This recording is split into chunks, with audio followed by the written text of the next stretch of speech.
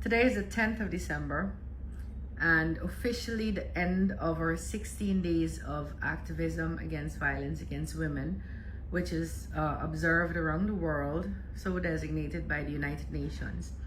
It is also Human Rights Day, and I know Minister Teixeira has an exhibition going on the various ways Guyana celebrates the human rights of our citizens. I'm very pleased, relieved also, that I was able to meet my commitment to you, that every day for these 16 days I was going to bring you something on gender-based abuse. And hopefully, I hope I raised awareness, and I hope people were listening, and I truly hope it changed the lives of those who listened in some way, small or big, including people who may have been abusers and may have wanted to have a relook at that. When, not so long ago, women were seen as property of men. We were chattel. You were a father's property to sell for a dowry, or a husband's property to do with as he pleased, emotionally, financially, sexually, physically. We were not equal to men. Not so long ago, information about contraceptives were not available. And it was deliberately not available because we were not the owners of our body.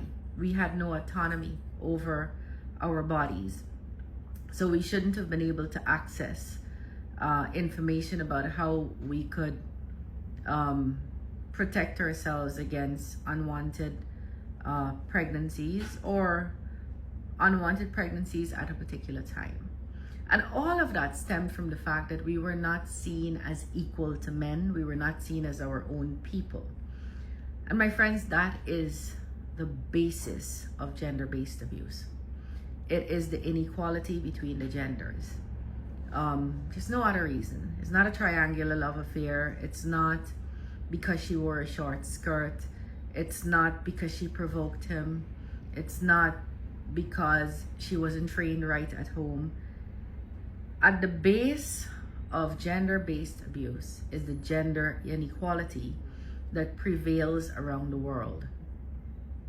And that's what we have to change. We have to make sure girls and women are educated. We have to make sure opportunities are available. We have to make sure that there is some amount of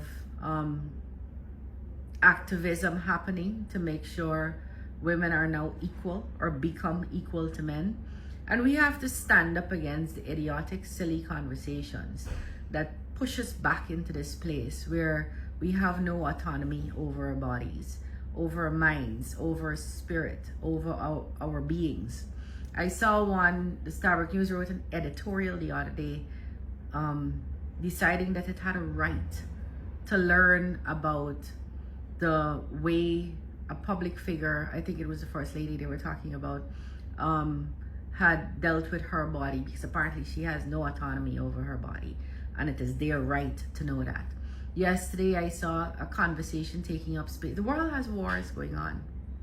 People in Guyana have to figure out how to do some important things like look after their children and determine how to benefit from opportunities that are available even as they make a living. We're talking about who wears what and who looks how and whose hair is fixed.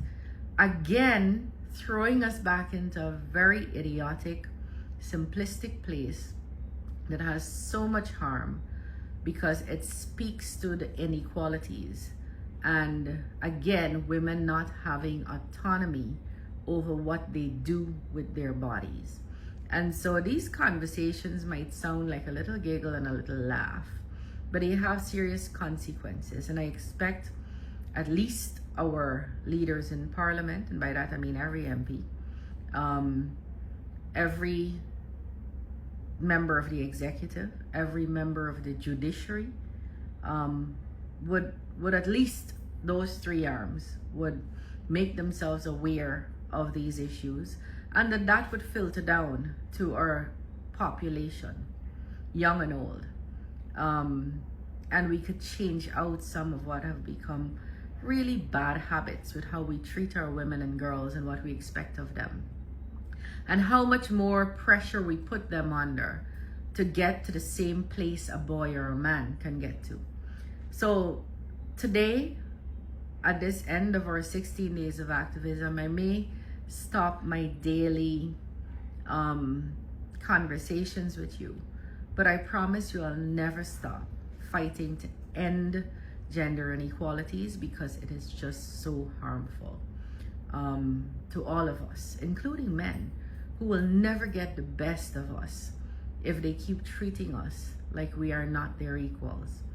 To the parents out there, you have a chance, me, you, all of us who made children, we have a chance to make sure our boys know the benefits of treating girls equally, and a real chance to make sure girls know what they're worth. Let's not miss that chance. Happy Human Rights Day, and you'll hear from me again.